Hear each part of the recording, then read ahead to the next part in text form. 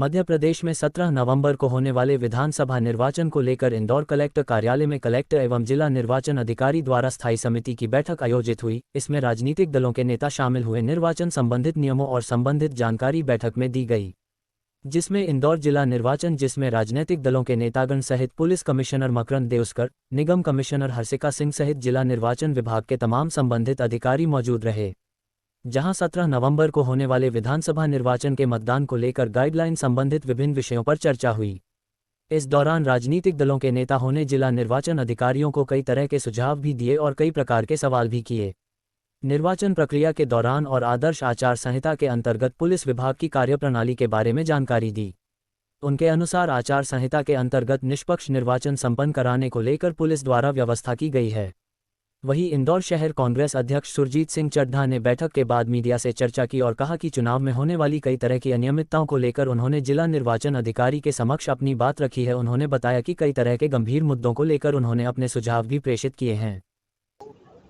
जैसे सभी के विदित है, अभी मध्य प्रदेश स्टेट के लिए विधानसभा चुनाव के ऐलान कल हुआ था। उसके साथ साथ आचार संहिता मतलब उसी टाइम लागू हो गई थी। इंदौर जिले में कल हम लोग ने प्रेस कॉन्फ्रेंस के माध्यम से पूरी मीडिया को हम लोग ने सारे डिटेल्स शेयर किए थे। चुनाव आयोग के मैंडेट के अनुसार आज सभी पॉलिटिकल पार्टीज के साथ एक स्टैंडिंग कमेटी का मीटिंग का आयोजन किया गया है। उसमें पुलिस कमिश्नर, एसपी रूरल, नगर निगम कमिश्नर, हमारी सभी एडीएम्स, हमारी सारे रिटर्निंग ऑफिसर और पॉलिटिकल पार्टीज, सभी पॉलिटिकल पार्टीज के मेंबर्स के साथ मीटिंग हुई है। इसमें हम लोग ने एक डिटेल्ड चीज़ें जारी की। चुनाव की स्केड्यूल है, उसकी पूरा अवगत करा दिया गया है। नॉमिनेशन से लेकर स्क्रूटनी, वापसी, फाइनल और उसके बाद मतदान और इवन काउंटिंग तक पूरी डिटेल्ड इन्फॉर्मेशन हम लोग ने पॉलिटिकल पार्टीज के साथ शेयर किए हैं।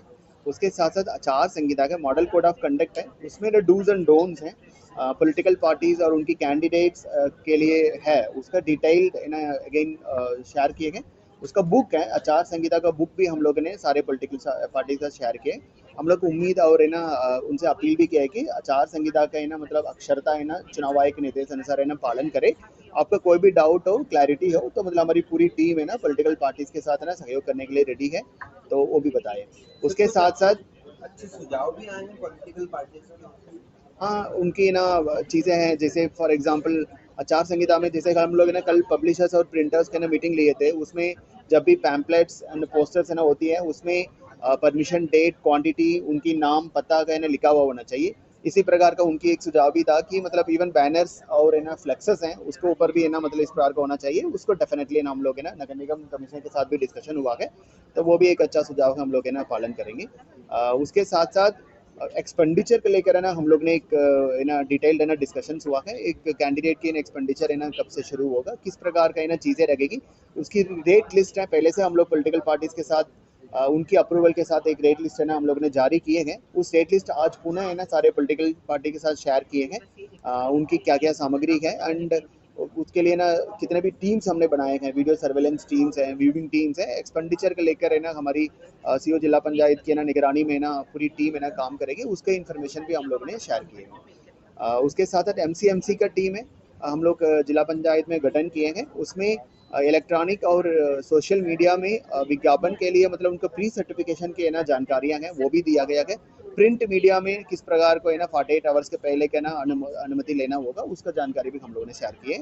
मुख्यतः जुलूस हैं, अनुमतियां लेना है, मतलब आपका सभा के लिए, उसके लिए हमारी दो चीज़ें हैं। एक सुविधा ऐप भी है, सुविधा पोर्टल चुनाव आयोग के द्वारा संचालित है। उसके साथ साथ एक एकल खिड़की है, सिंगल विंडो सिस्टम के माध्यम से कलेक्ट्रेट में व्यवस्था हम लोग ने किए गए सभी विधानसभाओं के लिए। रूरल एरिया में अपना अपना महू, देपालपुर, सावेर में भी रिटर्निंग ऑफिसर की ऑफिसेस में भी इस प्रकार का व्यवस्था रहेगी। First come first so basis पे, मतलब कोई भी मैदान हो या कोई गेस्ट हाउस हो या फिर कोई आपका पर्टिकुलर स्पॉट हो, मतलब रैली करना चाह रहे थे, उसको अनुमतियाँ देंगे। सो इसको डिटेल भी हम लोग ने इनको शायद शेयर किया। देखिए, आचार संहिता लागू हुई है, इसका अर्थ ये नहीं है कि कोई नया कानून लागू हुआ है। वही पुराने कानून रहेंगे वो, लेकिन उन्हें सख्ती से लागू किया जाएगा। इसमें हमारा विशेष रूप से ध्यान motor vehicle act, noise pollution act और संपत्ति विरूपण अधिनियम पे रहेगा। और उनका पालन सुनिश्चित कराया जाएगा। इसके अतिरिक्त फ्लाइंग स्क्वाड और एसएसटी टीम्स जो हैं वे घूम घूम करके और स्टैटिक मतलब एक जगह पर रह करके चेकिंग की व्यवस्था रहेगी। किसी भी प्रकार की शिकायत मिलने पर फ्लाइंग स्क्वाड्स अपनी कार्रवाइयाँ करेंगे। फ्लाइंग स्क्वाड में एक मजिस्ट्रेट, वीडियोग्राफर और एक पुलिस अधिकारी मय बल के उपस्थित रहेंगे।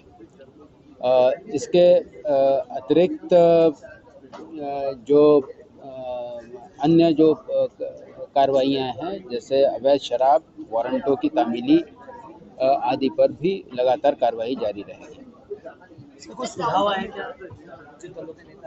इसमें सुझाव नहीं, क्लैरिफिकेशंस चाहे गए थे कि वाहनों की नेम प्लेट आदि के बारे में क्लैरिफिकेशंस चाहे थे, वो दे दिए गए। देखिए, आज स्टैंडिंग कमेटी की मीटिंग थी। माननीय कलेक्टर साहब ने, माननीय पुलिस कमिश्नर साहब ने, एसपी ग्रामीण और नगर निगम कमिश्नर और सभी एसडीएम लोगों ने मीटिंग ली थी। रिटर्निंग ऑफिसर भी थे और निश्चित रूप से हम लोग इस मीटिंग में पहुंचे थे। बहुत सारी चीज़ों पे डिस्कशन हुआ। पूरी जानकारी माननीय कलेक्टर साहब और एडीएम साहब ने दी थी। तो प्रशासनिक दृष्टि से और चुनाव की दृष्टि से सभी प्रमुख पार्टियों के अध्यक्ष और उनके प्रमुख व्यक्तियों को बुलाया गया था और उन्होंने सारी चीज़ें बताई कि खर्च की सीमा 40 लाख रुपए है। उसके अलावा बहुत सारे इंस्ट्रक्शंस ऐसे थे कि 48 घंटे पहले आपको सूचना देनी होगी, किसी कार्यक्रम की परमिशन लेनी होगी और कोई बड़े लीडर्स या स्टार प्रचारक आते हैं तो उसमें जितने कैंडिडेट्स उस मंच को साझा करेंगे उन सब लोगों की खर्च में वो जो भी कार्यक्रम रहेगा उसका खर्चा उन सभी को संयुक्त रूप से उसको वहन करना पड़ेगा। ऐसी बहुत सारी चीज़ें थी। लाइसेंस सरेंडर करने की भी थी। उसके अलावा कई चीज़ों में हमने हमारी आपत्ति भी दर्ज कराई कि कई सालों से नगर निगम और कलेक्ट्रेट में जो अधिकारी बैठे हैं लगभग 25-25 सालों से वो लोग इस चुनाव को करा रहे हैं। दूसरी हमारी एक बड़ी आपत्ति ये थी कि जो BLOs रहते हैं वो जो पर्चियां बांटते हैं तो उन पर्चियों को वो एक दिन पहले कई प्रमुख दलों के कार्यकर्ताओं को या वहाँ के लोकल लीडर्स को, पार्षद को वो सूचियां दे देते हैं या वो मतदाता पर्चियां दे देते हैं जिससे आइडेंटिफाई हो जाता है कि कितने लोग उस क्षेत्र में नहीं हैं और उस हिसाब से वहाँ फर्जी वोटिंग होता है। एक बड़ा मामला दिव्यांग वोटर्स का है। लगभग 80 साल से ऊपर के 31,352 वोटर्स हैं जिनके लिए भी कई बार ये देखने में आया है कि वहाँ किसी प्रमुख पार्टी के व्यक्ति BLO के साथ जाते हैं और अपने हाथों से या अपने माध्यम से वो वोट डलवा लेते हैं। पिछले चुनाव में हमने देखा था कि हमारी 2 कॉन्स्टिट्यूंसीज इंदौर में ऐसी थी, एक इंदौर 3 थी और एक इंदौर 5 थी, जिसमें इंदौर 5 में लगभग 5,000 के आसपास कुछ हमारे वोट्स थे से हम पिछड़े थे और इंदौर 5 में हम लोग 1100 वोट से पिछड़े थे, जबकि उस कॉन्स्टिट्यूंसी में लगभग 1500, 1800, 2000 वोट दिव्यांगों के थे, जिसमें एक बड़ा खेल हुआ था और उसमें हम लोगों को हार का सामना करना पड़ा था। ये हमारी एक बड़ी आपत्ति थी। ये हमने कहा कि जो दिव्यांग वोटर्स हैं उनको उनका जो वोट डालेगा तो उसमें सभी दलों के, सभी प्रमुख दलों के BLA उसमें साथ रहें या हमको उसकी सूचना दी जाए तो हम हमारे व्यक्तियों की अलग से उसमें ड्यूटी लगाएंगे।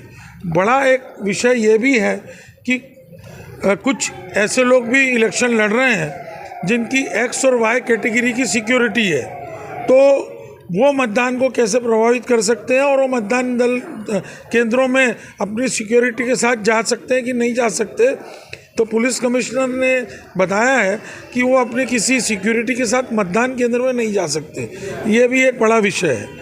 और मैंने उसमें एक डिक्लेरेशन को लेके भी बात पूछी थी कि ये बताया जाए कि भाई कैंडिडेट को अपनी पत्नी का और अपने बच्चों का ही डिक्लेरेशन देना है कि वो कितनी कंपनियों में भागीदार है और कितने लोगों के साथ प्रोप्राइटर और पार्टनरशिप फर्म को वो चला रहा है। तो ये भी एक बड़ा विषय, इस पर भी कुछ क्लियर अभी जवाब नहीं आया है।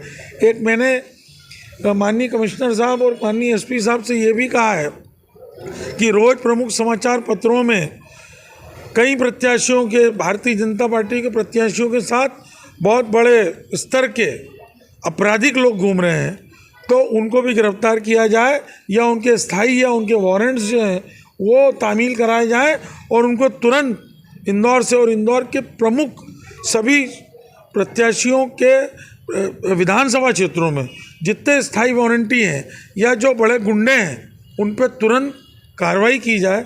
ये हमारी कांग्रेस पार्टी की मांग थी। और भी कई विषय थे पर मैंने आपको प्रमुख विषयों को आपके साथ साझा किया है। Audio Jungle.